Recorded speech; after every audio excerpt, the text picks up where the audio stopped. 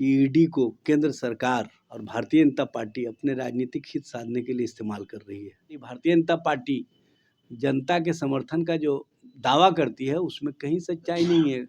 जनता और जनता का समर्थन इंडिया के साथ है। इंडिया के प्रति जो जनता का समर्थन दिख रहा है उसके कारण भाजपा खेमे में बेचैनी है, बौखलाहट है।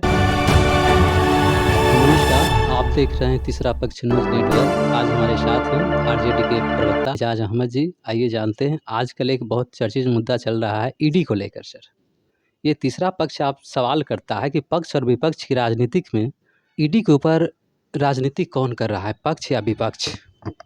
देखिए, बताने की आवश्यकता नहीं है, पूरा देश और दुनिया जान रही है कि ईडी को केंद्र सरकार और भारतीय जनता पार्टी अपने राजनीतिक हित साधने के लिए इस्तेमाल कर रही है। आपने देखा होगा कि माननीय प्रधानमंत्री जी ने कहा था कि सबसे करप्ट पार्टी है तो एनसीपी है, और सबसे ज़्यादा भ्रष्टाचार किसी ने किया है तो वो अजीत पवार ने किया। 70,000 करोड़ के घोटाले का आरोपी था। और जब प्रधानमंत्री जी सार्वजनिक सभा में ये बातें कहे, उसके 5 दिन के बाद उन्होंने अपने साथ उनको मिलाने का काम किया और अपने वॉशिंग मशीन में डाल करके उन्होंने उस भ्रष्टाचारी को सदाचारी और शिष्टाचारी बनाया और महाराष्ट्र का डिप्टी सीएम बनाया। और इसके लिए अलग से उन्होंने सप्लीमेंट्री चार्जशीट जो दायर किया, उसमें उनका नाम उस भ्रष्टाचार से निकाल दिया गया जो 70,000 करोड़ के घोटाले के आरोपी थे। तो कौन इस्तेमाल कर रहा है ईडी का, कौन राजनीतिक हित साध रहा है ईडी का, ये बताने की आवश्यकता नहीं है। और विपक्षी दलों के नेताओं को, कार्यकर्ताओं को, उनके साथ वाले को अब तक 2014 से अब तक लगभग 36-37 हज़ार लोगों पर इस तरह के मामले हुए, ईडी, आईटी, सीबीआई, अन्य लोगों का। और उसमें जो कन्विक्शन रेट है वो 0.05% है। इसी समझ लीजिए कि किस तरह से इन एजेंसियों का इस्तेमाल भारतीय जनता पार्टी अपने राजनीतिक हित के लिए करती रही है। न्यायालय में जब मामले जाते हैं तो टिक नहीं पाते हैं। न्यायालय में इन मामलों को कहीं से भी उचित नहीं बताया जाता है और कहा जाता है कि इस तरह के मामले को कहीं ना कहीं वेंडेटा पॉलिटिक्स के तहत किया जा रहा है। ये सबको पता है, इसलिए बताने की आवश्यकता नहीं है। और भारतीय जनता पार्टी इस तरह की राजनीति में महारत हासिल किए हुए है।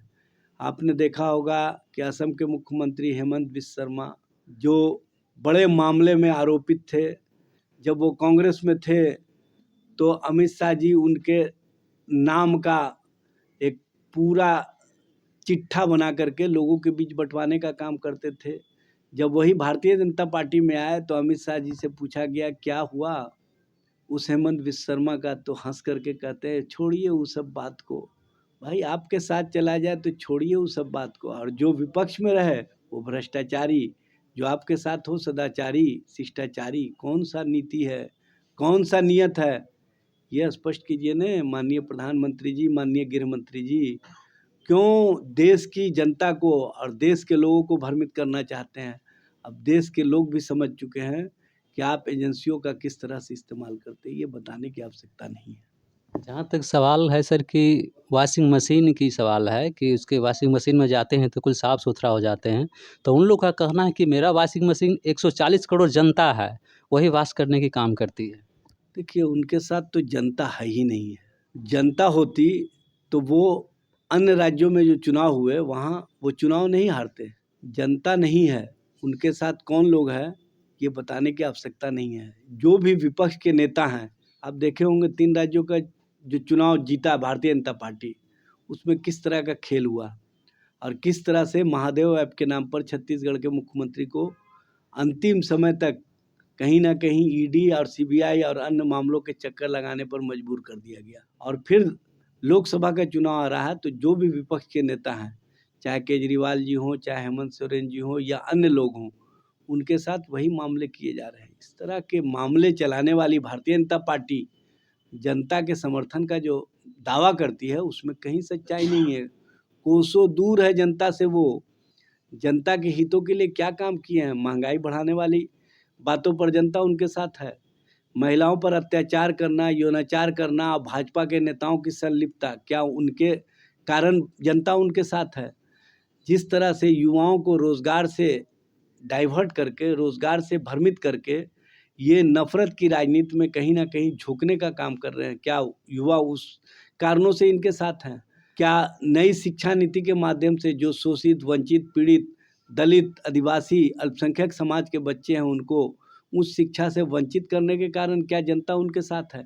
भाई, जनता के मुद्दों पर आप क्या काम कर रहे हैं?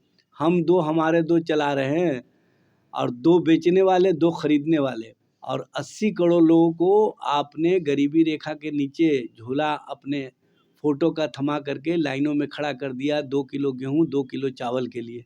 कौन-सी नीति है, कौन-सा नियत है? यह स्पष्ट कीजिए न। आपके साथ जनता नहीं है। आप भरम और धर्म की राजनीति में फँसा करके कहीं न कहीं लोगों को बरगलाना चाहते हैं। अब लोग आपके बहकावे में नहीं आएँगे।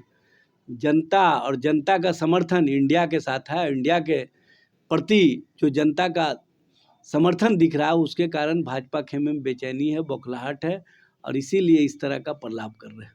सर, मेरा लास्ट सवाल है, ईडी का जहाँ तक सवाल हो रहा है, तो ईडी का जो इस्तेमाल 2000 लोकसभा चुनाव में प्रोजेक्ट के रूप में इस्तेमाल किया जा रहा है? देखिए, 2024 के चुनाव से पहले इस तरह का जानबूझ करके एक मुलम्मा खड़ा किया जा रहा है और इस तरह से बताने का काम किया जा रहा है जनता के बीच में भ्रम फैलाने के लिए कि देखिए विपक्ष के लोग क्या कर रहे हैं। लेकिन जनता भी समझ रही है कि विपक्ष के साथ भारतीय जनता पार्टी क्या कर रही है। भारतीय जनता पार्टी जिस तरह से विपक्षी दलों को टारगेट कर रही है और इनके साथ जाने वाले जो भी विपक्षी नेता है, उनके साथ हमदर्दी और उनको बचाने का जो काम कर रही है, वो दिख रहा है। ये बताने की आवश्यकता नहीं है। और आने वाले समय में इनके वॉशिंग मशीन सहित इनके जो नेतृत्वकर्ता हैं, जो वॉशिंग मशीन का इस्तेमाल करते हैं अपने हित के लिए, उन सबको जनता कहाँ फेंक देगी पता भी नहीं चलेगा। इसलिए समय का इंतज़ार कीजिए। आने वाले समय में 2014 वाले 2024 में दिखाई नहीं देंगे। Thank you sir.